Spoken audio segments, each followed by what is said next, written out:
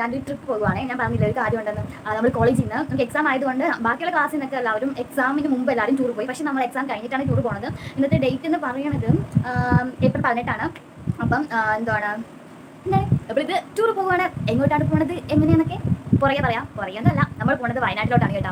ഇത് എവിടെയാണെന്നുള്ളതല്ല ഈ കാര്യമില്ലേ, ഞാനിത് രഹസ്യമാക്കി വെച്ചിരുന്നതാണ്. പക്ഷേ എൻ്റെ ചേച്ചിയുടെ ചാനലിൻ്റെ അകത്ത് ഇത് പുറത്തോട്ട് വിട്ടു. സോ പറയാണ്ടിരിക്കാൻ പറ്റില്ല.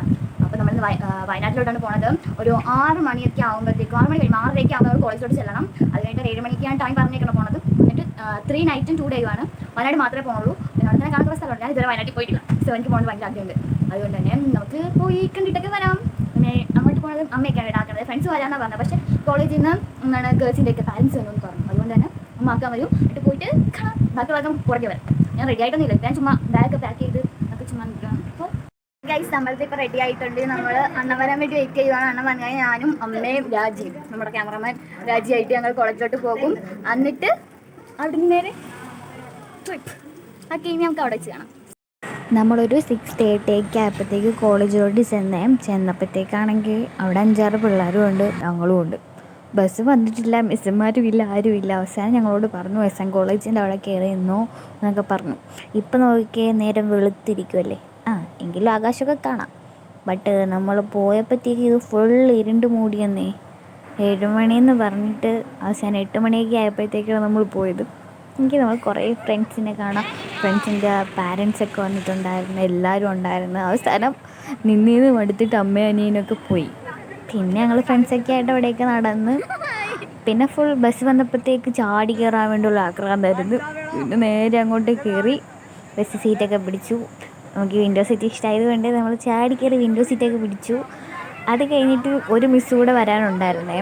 എന്നിട്ട് മിസ്സ് വന്നിട്ട് നമ്മൾ നമ്മുടെ first day of trip start ചെയ്യുവാണ്. ഓക്കെ, നമുക്കിനി കണ്ടിട്ട് വരാം. Come on.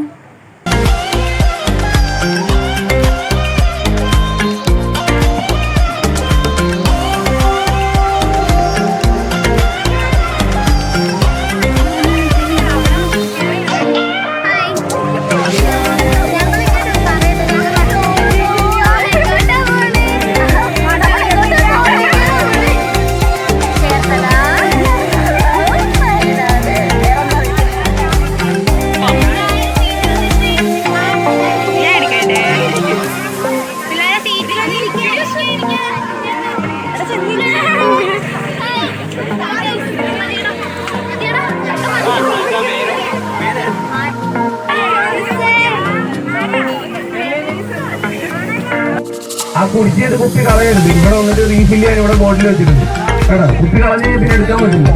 തെറ്റല്ലേ? ഓക്കെ, പോയേക്കാം, പൊളിച്ചേക്കാം. ആകെ 2 ദിവസമേ ഉള്ളൂ. തിരിച്ചു വരുമ്പോൾ 2-3 മിനിറ്റ് ഓർമ്മകൾ മാത്രമേ ഉള്ളൂ. അപ്പൊ ഫുൾ അടിച്ചു പൊളിച്ചേക്കണം. ഓക്കെ അല്ലേ?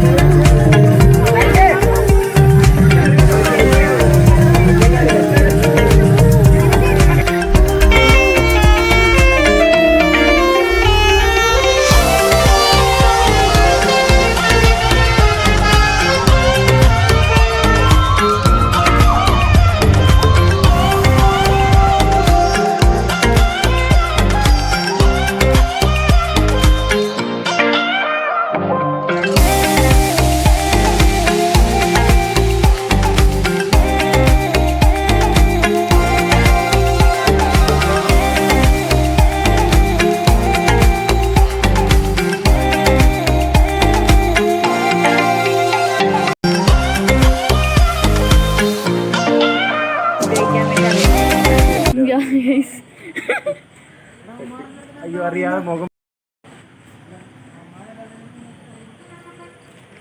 അവരെന്തോ ഊഞ്ഞാലൊക്കെ എന്താ നല്ല സ്ഥലത്താണെന്ന് പറഞ്ഞത്. ഇതൊരു പെട്രോൾ പമ്പോ അങ്ങനെ എന്തോ സ്ഥലമാണ്.